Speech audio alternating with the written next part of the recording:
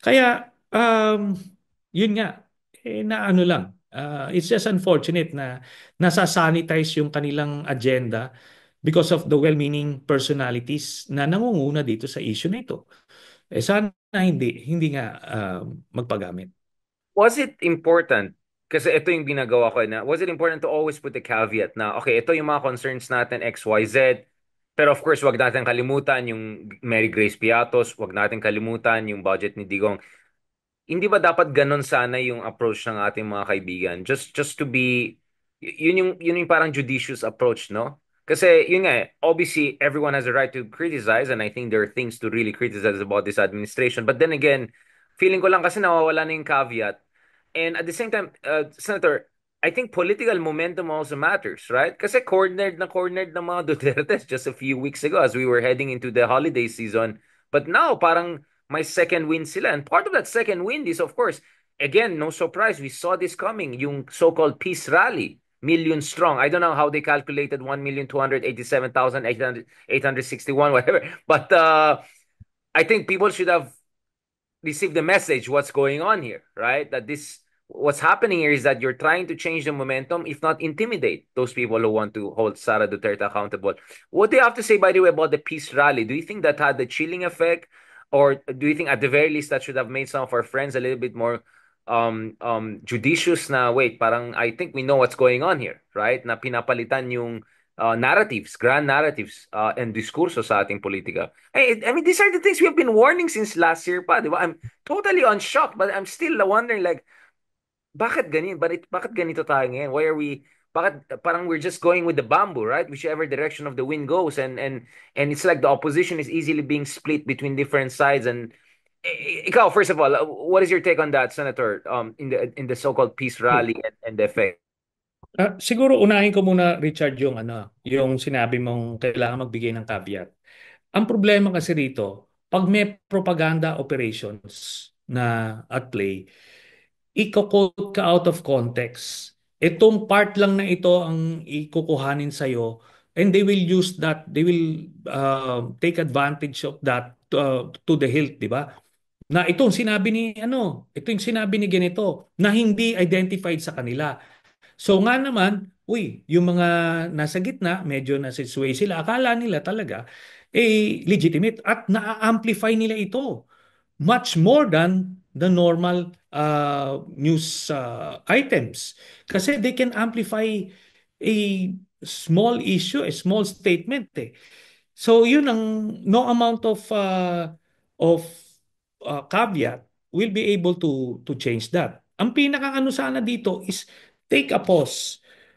You unpack or dissect the issue by yourself. Ano ba itong BICAM report issue na ito? Where is the crime? How much was stolen, if any? Ano ba itong issue na to? Is this something that we really need to elevate sa level nung impeachment ni Sara? Dapat sila sa kanila yan, hindi yung suddenly maraming views pag sinabi ko to. Hindi nila alam kargado nung DDS sa propaganda eh. Yes, I Di think ba? I think Ganan yun. malalaman mo sa tenure at cadence ng comments kung what's going on there, right? Maybe Yeah. magbabago lang sa social media world pero tayo na medyo Yeah. veteran. Yeah, you're right. I think kargado ito yung Mamamonitor best mo. way to put it. Yeah. Okay. Now, going to the INC rally, sabi ko nga in a democratic space, these sectors will try to influence public policy. O, yung INC, they try to influence public policy by saying, ayaw namin, impeachment. So ngayon, depende yan kung magpapaapekto yung mga mambabatas natin at yung Marcos administration. In the same way na nung 2013 elections, yung Catholic Church, nag-flex din sila, yung team patay, team buhay. So talagang nag-assert din sila to Very still. influence, Sorry. to influence the whole policy environment. So it's just fair game. So in the same vein, itong aming pagkilos sa January 31, 9 a.m., ito rin yon. This is to show na kahit hindi kami kasi laki nung INC rally, but meron pa ring boses. And we will still try to um, raise these valid issues and more important issues na kailangan marinig muli ng taong bayan at maka-impluensya doon sa mga mambabatas natin para matransmit na nila sa Senado yung impeachment. Sir, Mm. I want to ask also a little bit about the new Trump administration. Marco Rubio is officially the Secretary Yeah. of State. I want to slightly ask you about that. But before going there, we want to end on a more positive note on this, diba? So I think medyo na-clarify na po natin. May kind of points of difference tayo with our good friends, no? Including a lot of other fellow regulars dito sa little show natin.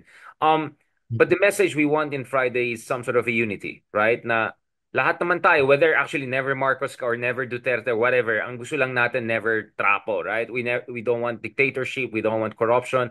All of us want the same thing, maybe just different tactical or strategic outlook. Senator Trillanes, how important is for these different groups, despite disagreements or despite differences in terms of strategic or tactical priorities, to come together? And exactly where is the venue? And is there a program? Is it supposed to be the whole day? Just for people to have an idea. Kasi I think maraming interesado dito. But the thing is parang nagsisirculate lang itong mga to in certain silos eh. So we want to make sure that everyone has a chance to know about this rally and also to show their unified interest in good governance and good Philippines. Yeah. Okay. Yung January 31, 9 a.m. sa People Power Monument po yan, it will end mga around 12 noon. Kaya itong umaga nito, ito solely for impeachment ni Sara Duterte. Yung program dyan, yung speakers dyan would be the complainants dun sa first and third impeachment complaints. So, mare-revive ulit, isa-isa yon. So, yan po ang first na rally. Yung sa hapon, kasama yung budget issue. Ngayon, kung if you think this is a big thing, then by all means go there. Wait, We're hapon not niya is also stopping. there? Same place lang yung sa hapon? EDSA Shrine. No, EDSA Shrine. Yung hapon. EDSA Shrine, yung hapon. So People Power Monument, ito po yung nasa may Sila, Camp oh, Aguinaldo, right. corner. Oo. Yung corner na yun, katapat ng Corinthians.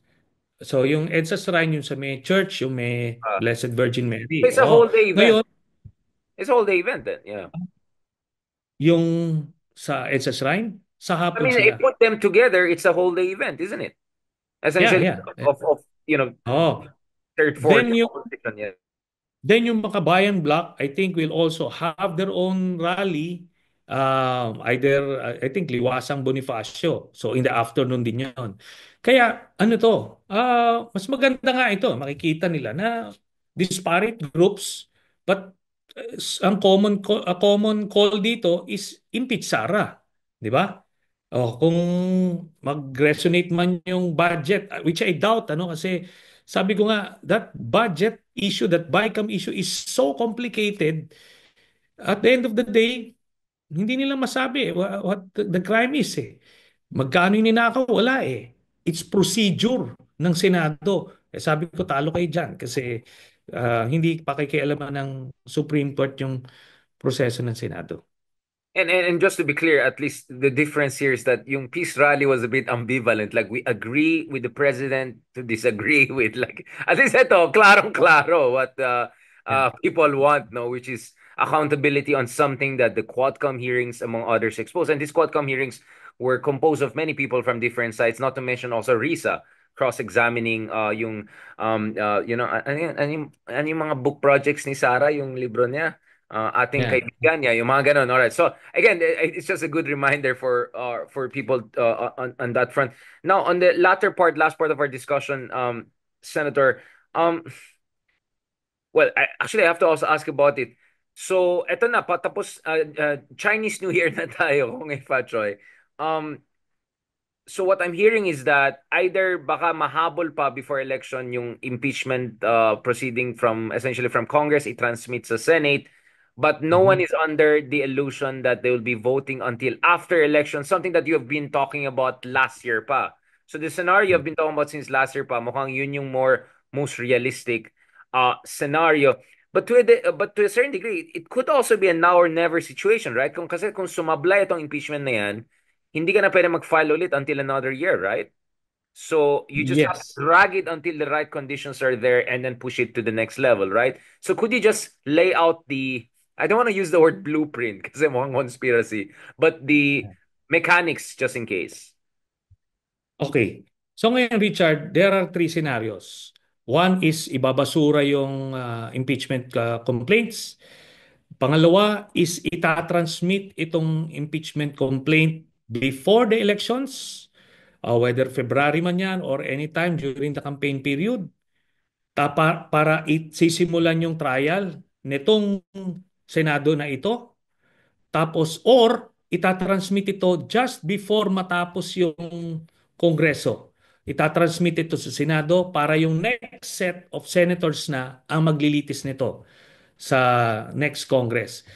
Pero So right kahit between the end of elections and then a new Congress coming in. So like something like yes. second half of May to June, parang something like that.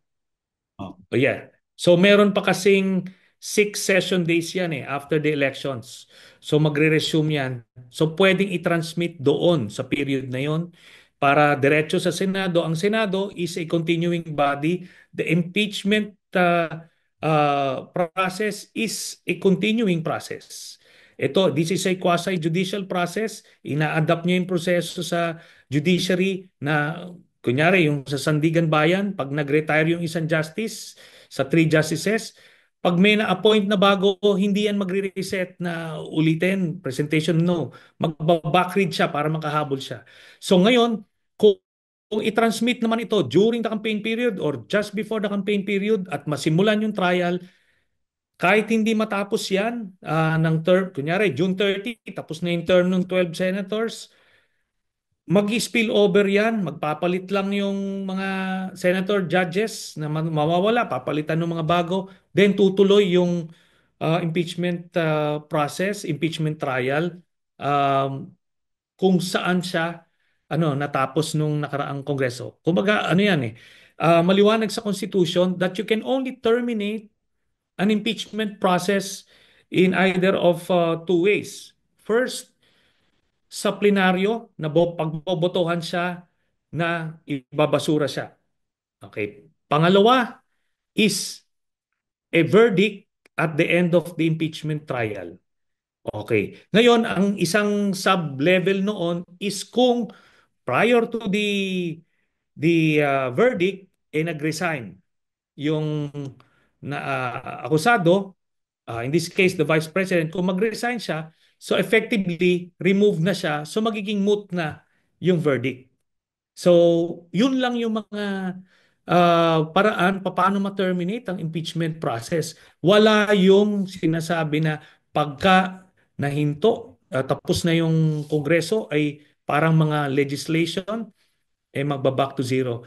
No, the impeachment process is not similar or is not equated to a legislative process.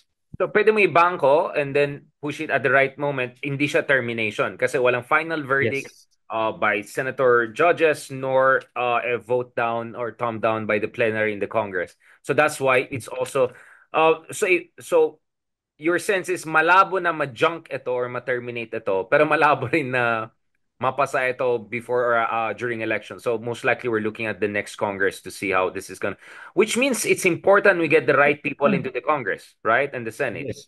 to Okay, i-qualify, yeah. I-qualify ko lang, Richard. is Ang feeling ko, ang default plan is to transmit it after the election. That's the default plan. Now, if there is some trigger, some event that would trigger the immediate transmittal of the impeachment complaint to the Senate, then mangyayari pa rin siya. Nakita naman natin how fluid yung political environment natin minsan, how volatile it is Minsan biglang ganon We can never tell. We can never rule that out. is it volatile enough for us to worry that there could be like RevGov, proto-fascist, crazy people doing crazy stuff? The reason I'm asking is because, Senator, you have had many experiences in, doing some extra Yeah, yeah. constitution. I mean, we're friends, right? Are you Yeah. worried that some adventurous, swashbuckling friends of ours may jump the gun literally and try to take advantage of the fluid situation? Yes. I'm worried about that. Sabi ko nga, coming from that world, ano yan, you can never underestimate these things. Nakita ko, very loud yung chatter sa mga PMA chat groups at itong mga retired pro Duterte generals are trying to influence yung mga lurkers. So hindi natin malaman, hindi natin masasabi kung may isang active colonel dyan o general na tipong, o nga, no, tama itong uh, then they may do something tapos pag nandoon na, mag-snowball na. And that's exactly what happened nung panahon ni President Estrada. Noong una, wala namang mga kumakagat kasi natatakot sila. Very confident yung mga generals noon. Then suddenly, ano lang, may isang incident lang, nag-snowball, tapos na, withdrawal of support. It could end that way as well. Kaya nga, kailangan itong mga manufactured issues nila, like the BICAM, blank issue, ko ano man yan, that should be nipped in the bud. Kaya I'm doing So in everything short, Senator, to you're try. saying the risk here is either Sara becomes the next president or something even worse, which is a kind of a junta or military takes over if people do not judiciously approach the fiscalization of the current administration's budget. Yes, and ito yan, Richard. Ang naririnig namin, ang entry point nila, okay, sige, is either impeach President Marcos or oust him, then Sara assumes. Or pag nakita nilang mas palatable, hindi, para silang corrupt, para silang tanggalin, magtayo ng Transition Council or RevGov, and guess who ang ilalagay nila? Eventually, si Digong. Kasi mas komportable sila na si Digong ang presidente. In Right. fact, hindi sila komportable kay Sara kasi unpredictable. Baka pati sila ano niyan, ilagay sa sa firing line, kaya ganon. Ang ito bang sina Justice Carpio, iluluklok ba yan sila diyan, sila Father Robert? No. Gagamitin lang sila to gain that yung traction, makakuha sila, ma-expand nila yung base for that message na parehas silang corrupt, tanggalin na parehas, mag-install tayo ng council, then pag nandoon na, okay, sorry kayo, tabi kayo lahat dyan, kasi ang may mga hawak ng baril, yung mga bata ni Duterte. Then, yun na, that's going to But be. just to be clear, Senator, baka sasabihin naman toxic masculinity tayo. We're saying these things in light of some of the meltdowns that happen. But personally, wala rin ako tiwala kay Digong. I think he's even more unstable, like just in case. He's like, so, Senator, are you saying that you're worried there could be a trillion, a Sonny Trillanes in the wings who might pull off something that you were pulling off back in the day? That possibility is not really far-fetched. Na baka You, may you cannot you can never say, right? You can never you say. cannot rule that out kasi Yeah, out in the open yung yeah. chatter. Hindi na ito talagang nananawagan ng Brazen na siya. auster.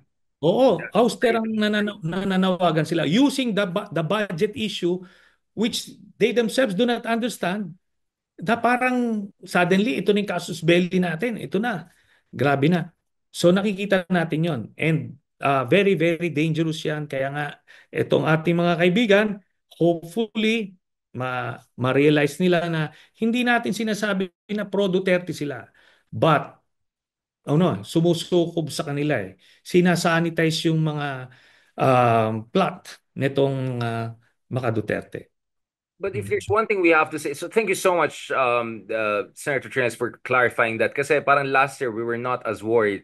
Pero okay, I'm getting more and more worried about this possibility that another Sonny Trillanes might pop up somewhere. Like, you're more than enough, right? Like the same way, there's more than enough of me, right? Like, wag na Yeah. natin dagdagan yan. But on a serious note, if there's one thing though that has been moving in the direction of accountability is that nag-hemorrhage din numbers ni Sara, di ba? She's only plus 21 net satisfaction rating per fourth quarter. So, mukhang yung Duterte magic has taken a significant punch and hit. No? I don't know about Digong if he's really in a position to lead the junta or presidency. But Sara, bata pa. May future pa yan. May balak pa yan. She has made it clear. Yeah, she will run for 2020 if she can. Um, how are you seeing the fact na nag-hemorrhage yung numbers ni Sara Duterte na she's just at plus 21? when her father would be plus 80, plus 90, when Binay would be plus, I don't know, 50 at this point. Robredo, ibang kaso yan kasi she was really isolated and bludgeoned. But Sara Duterte, for her to have such a low satisfaction rating, what is that telling us? Maybe indeed the political wind is shifting in a certain direction after all. And that's a very positive development. Ibig sabihin nun, nagigain na ng traction itong mga narratives, itong mga balita. And hindi ito fake news, ito yung mga totoo. Itong mga ginawa nilang corruption sa DepEd tsaka sa OVP, edi maganda 'yon. But we will have our own survey within the next few weeks. And makikita namin kung anong itsura nun. Now, yung sinasabing kay Duterte to lead the TREBGOB o Transition Council, kasi siya yung nagpa-plot eh. Sila yung mga tao nila yung gumagalaw. Kaya hindi naman si Sara kasi si Sara is an isolationist. Eh, paano siya ilalagay dyan? Hindi naman siya yung hindi man sila yung nagpaplano. Kaya yun. Speaking of isolation, this is the last part of our discussion. Now, Yeah. obviously, whether it's Marco Rubio, whether it's Pete Hegseth, whether it's Mike Waltz, I think all of them have been saying the right thing in terms of reassuring us of our alliance and all, no? And dapat China focus, regional focus. Elbridge Colby will lead the policy at the Pentagon, the same thing. Nevertheless, I want to ask you this kasi kanina yun din ang discussion natin sa UTAC Forum, Usapan Taft and Katipunan with sila Justice Carpio and Yusek Malaya and Commodore Tariela and Colonel Padilla, this idea that dapat ba mag-worry tayo na baka that this Trump 2.0 could be a little bit more isolationist than we want. The reason I'm asking that is on one hand, see Trump, since he has returned to power, he constantly talks about wouldn't it be great if we just make peace and talk together? And then yung TikTok, wouldn't it be nice that TikTok will stay wonderful? And then more worrying, actually lang nag-tag sa akin ay yung members ng Biden National Security Council just the other day on TikTok. The new guy who's in charge, si Bryers sa Pentagon ng Southeast Asia, he has been openly arguing for kind of a grand bargain or at least a bargain deal with China kung saan sabi niya, to quote him, what the US should do is to look for a cooperation spiral with China kung saan daw i-withdraw ang US yung mga EDCA bases, yung mga missile systems like Typhoon in exchange for China doing less bullying and patrols in the West Philippine Sea. Hindi ba worrying medyo yung mga ganitong statements coming from people are playing now a very important role? These are libertarian folks who are playing a good top position in Pentagon nowadays. Do you think that the Rubios will prevail, the more traditionalist Republicans, or that we should be genuinely also worried with the prospect of also someone like Elon Musk also playing a very important role? Kasi si Elon Musk, laki ng investments niya in China. All Tesla, I saw in BGC are made in Shanghai. He openly said Taiwan is an integral part of China. He denied SpaceX to Ukraine to make a deal with Russia. From what we understand, he may be doing parallel diplomacy with Iran. So, hindi ba nakakabala yung presence ng mga ganitong figures, mga isolationists, Elon Musk types who have Chinese business interests? Do you think that your good friend, put you on spot, Marco Rubio, could win the day and make sure na the bilateral alliance moves in the right direction? I think si Elon Musk, pinapakinggan siya in certain areas of governance. Pero dito sa parte na yan, palagay ko magpi-prevail yung State Department, sila Secretary Marco Rubio kasi heavily invested na sila diyan. Ang red line nila diyan is Taiwan. Kasi talagang masisira yung decades long na alliances na binild nila, no? Because pag pinabayaan mo na yan, di yun na yun. Ngayon, I think ito kasi si si Trump, medyo na nag-overcorrect siya eh. Doon Exactly. sa mga previous na and maaring yung iba welcome na mga moves yan, yung parang practically parang new sheriff in town, in town yung dating eh, na Pagka hindi mo to ginawa, gagawin ko to. So binubuli yung mga ano. That works siguro, that may be working now, pero pag dumating yung panahon na ang US ang hihingi ng pabor, lahat ito ay babalik. Magkakaroon ng mga lang leveraging using yung mga ginawa nilang mga moves early on. Kaya sana kung hindi siya mag-overcorrect, kung siguro yung mga initial moves okay na siya doon, then let the bureaucrats take over. So yung long-standing or yung strategic foreign policy positioning ng US ang magpe-prevail. Kasi pag yun sa tanong na who prevails, sila Elon Musk or Marco Rubio, it's Trump who will prevail. So kung anong maisip niya paggising niya ng umaga na yon, Last whisper whether this it's year, yeah. whether it's the side ni Marco Rubio, yun yun. But I feel dito sa foreign policy aspect ng governance, medyo nagde-defer siya kay Marco Rubio, especially with how he performed nung confirmation hearings. Talagang pinakita niya yung expertise niya in every corner of the world. Kahit na anong Philippine conflict. US history, Duterte, like everything. Parang ikaw Yes. narinig ko. It's like, is that so? Like yung level of familiarity niya sa Philippine politics was incredible. Yeah. And ano, meron siyang mga advisors na na nakatutok sa Pilipinas. Kaya ano naman, hopefully ano natin, mapapangalagaan yung interest natin diyan sa mga Yeah, I just wanted to ask about that kasi in fairness kay I think Justice Carpio and a couple of other people would say something like, hindi, syempre, nakakabaling yung sinabi niya sa Greenland na binubuli niya yung Denmark and alay, binubuli niya yung Canada, Panama. Well, may pagka-Monroe Doctrine yan kasi Western Hemisphere lahat ng pinag-usapan natin. So, of course, it doesn't look like a sheriff in the town. It's more like the new cowboy in the town. Parang primeval American Netflix. ah, But the idea is that iba kasing East Asia, iba yung Western Hemisphere, iba yung Europe. Di ba? Ang Europe kasi ang problema, burden sharing eh. Ang yaman-yaman ng Europe, pero ang baba ng defense spending nila. But tayo, we are doing our best, right, Senator? But I'll say one issue I also had with the budget of BBM is that kinaltasan, not BBM's budget, but the budget that was passed, kinaltasan yung modernization natin. We were asking for 50 billion pesos. 36, 35 lang binigay. Like, isn't that a little bit reckless? We have to be more self-reliant and all just to hedge. I mean, of course, you're hoping that, the Marco Rubio wing of the Trump 2.0 will prevail, but you can never say for sure, right? There's always Elon Musk. There's always the libertarians embedded in the yes. government. So as a responsible statesman, you have to hedge. Hmm. And si Trump is very unpredictable. Kaya talagang ano tayo diyan. Nothing is set in stone at this point. Yung ano kasi, yung naman sa modernization, ang ginawa kasi nila dito, nag-trade off sila. They need I think 18 billion para itaas yung subsistence allowance ng mga sundalo, ng rank and file. And dito, kung bibigyan mo ng itataas mo yung subsistence allowance which is warranted, no? Kasi the last time na tinaas yan when I was still in the Senate back in 2012. So that's 13 years, hindi na because of inflation na dilute na yung pera.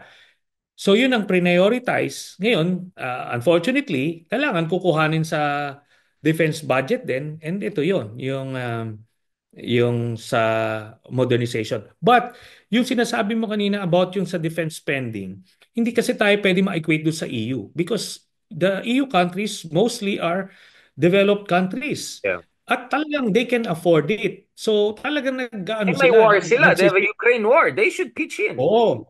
Oo, nagse-save sila, nagse-saving sila at the expense ng US. So, valid naman yung punto na yun. Pero sa atin, kahit na sabihin natin magbuhos na triple tayo ng budget, it's still a drop in the bucket compared to China. the budget, defense budgets nitong mga ito. So, kailangan talaga natin ng suporta from our allied countries.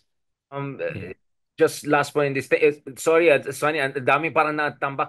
The reason again I'm raising this is, 'di ba sabi mo nga kargado ito eh. Meron ng narrative na naman mga DDS, 'di ba? Ang narrative nila is Digong loves sorry, Trump loves Digong kasi far-right populist international, PAL, di ba ang tawag ni Duterte, congratulations to my PAL, although, tapos hindi daw inimbita si BBM, although I know only six leaders were invited to the inauguration, Milei, Meloni, Orban, Modi, yung mga usual suspects. So, even Netanyahu was not invited, just to put things into context, no?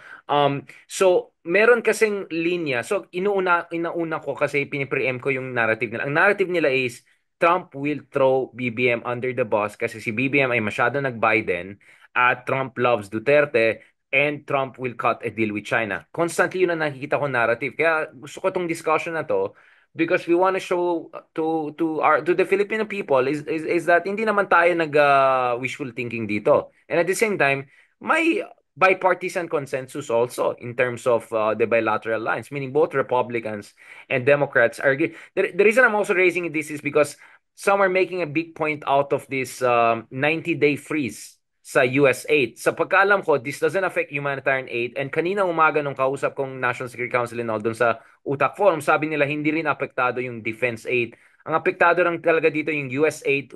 Siguro, again, siguro may kinalaman ito dun sa woke ng mga projects na Yeah. yun nila Yeah. Trump. Siguro yun lang yun, di ba? Again, just to clarify, kasi some of the trolls, Duterte trolls are making something out of that. Sabi nga nung iba, kawawa naman daw yung mga bayaran ng Amerika sa Philippines dahil may 90-day free. Sabi ko, sarap naman ng nagsalita. Ano, live from Beijing pa naman to mga kaibigan natin. So, well, ako nga, sabi ko nga, nothing is set in stone. Ultimately, depende yan sa gising ni Trump kung saan ba siya pupunta, saan direksyon. But, meron ng default na position. And it was articulated by Secretary of State Marco Rubio during the confirmation hearings. Very definitive yung lines doon. And it is aligned with the long-standing strategic foreign policy position ng US in East Asia. Kaya talagang babaliin ng husto yan. It will go against President ano tayo, let's have a 180-degree turn and strike a deal with China. It will definitely go against bipartisan advice. At ano to, mabigat 'yon. And si Trump may not be in political capital unnecessarily kasi very strong yung anti-China narrative niya during the campaign eh. I-impose ng tariffs and all that, di ba? So, ano 'yon? Palagay ko more or less meron default na position. Kaya yung sinasabi ng mga DDS, wishful thinking 'yon. And ganun naman sila eh, Sila ever yung since, wishful di ba? thinking, hindi yung... Ha? Sorry? So sila yung wishful thinking na Trump will save, Sila, oo, save the day sila for yung, the China. yeah, wishful thinking nila is Trump will favor Duterte. For all you know, wala namang pakialam Siyang si Trump pakikita dyan. loser. Yeah, like he doesn't care if you're not a powerful person, right?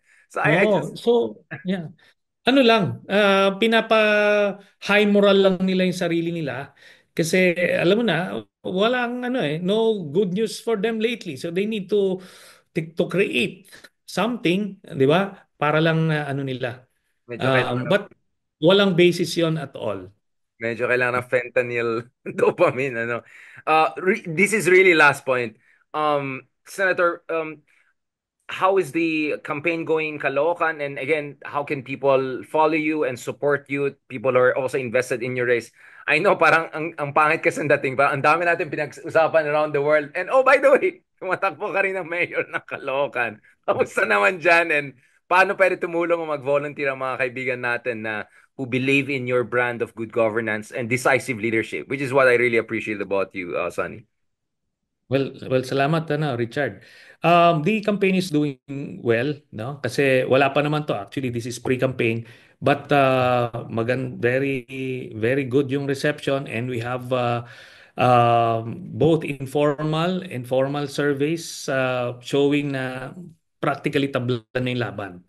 Tabla na, no? And I came from way down, but here we are and I think we have the momentum going for us, but we won't be complacent. We will be running as though milya-milya yung lamang ng kalaban. Kaya dadaanin namin ito sa sipag. Now, as for those who want to help us, they can reach us through our social media platforms. So, andiyan dyan naman po yan.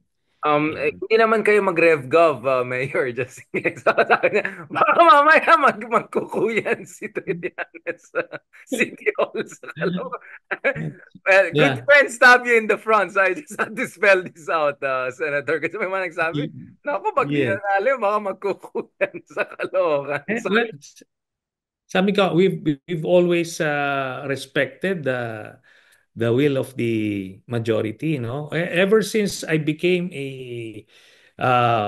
this pro-democracy or a Democrat back in nung nakalabas na ako, I never looked back, di ba? actually, we have to do Uh, in person na lang dun sa journey mo. Kasi every time we talk about democracy, someone jokes, hindi ba ito yung 3 beses nagkuplat? Sabi ko, well, siguro magkuplat yan sa Caloocan. May supporter rin dyan. Mag-revgov sila dyan.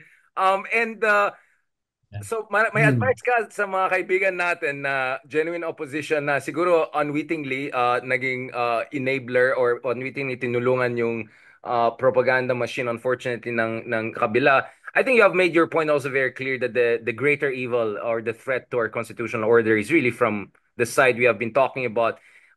I know also that I'm sure people in the government are also watching our podcast and all, and they're looking at our discussions.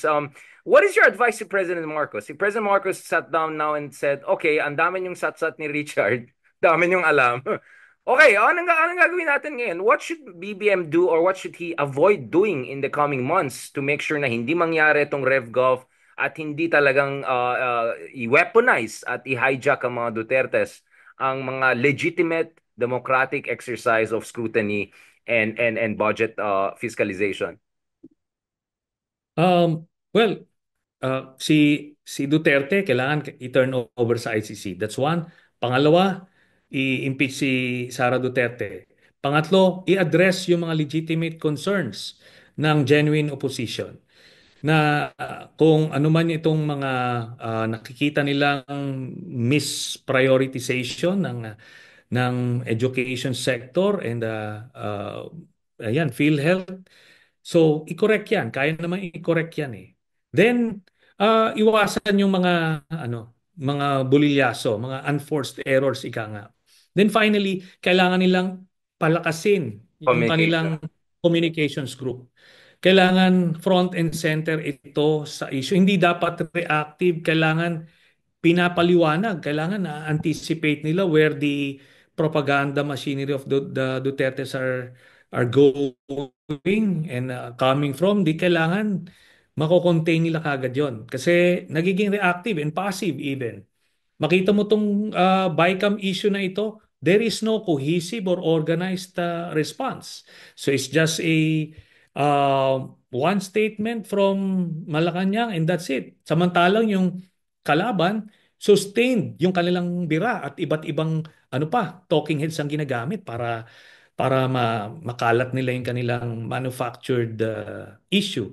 So, kailangan talaga yung communications group nila ay dominating Right. sa ganito. As was it Roy Con advised to the young Trump, 'di ba? There are 3 rules in politics: attack, attack, attack, right? Like dapat siguro wag mo Yeah. hintayin yung kalaban mo, you attack, you take the initiative all the time. Offense, yeah. Ah, Offense is the best best defense. defense. Exactly. Ah, That's what always Team Brazil used to say in World Cup until hindi na sila nanalo. But anyway, thank you so much, Senator Trillanes.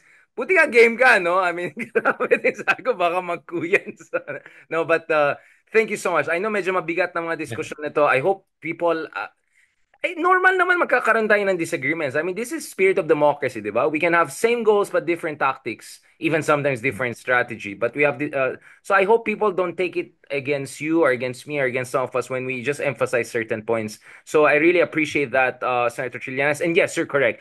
Campaign preparation. Sorry, officially hindi pa nagsimula. Kung Ifatsoy, have a happy new year and talk to you soon, Senator. Hopefully in person. Gusto rin namin i-cover yung once your campaign starts in Caloocan para ibang topic naman. Salamat, sir. Sige, happy Chinese New Year, Richard, and see you. See you soon pa. God bless.